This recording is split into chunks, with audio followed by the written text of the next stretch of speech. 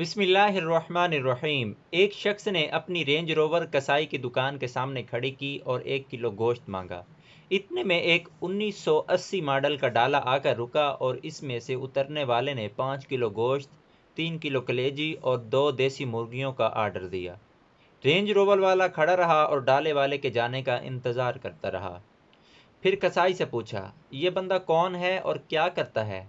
कसाई ने कहा, ये कोई काम नहीं करता, लेकिन इसने 3 मालदार बेवाओं से शादी कर रखी है, जिनके शोहर बहुत अमीर थे और बहुत माल छोड़कर फौत हुए।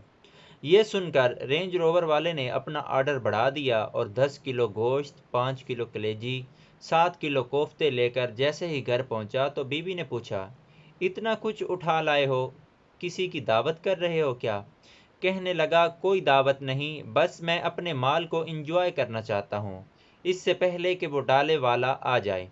कुछ लोगों के नसीब में अपने बुखल की वजह से जमा करने की मुशक्क़त तो होती है, पर अपने ऊपर खर्च करना नसीब नहीं होता।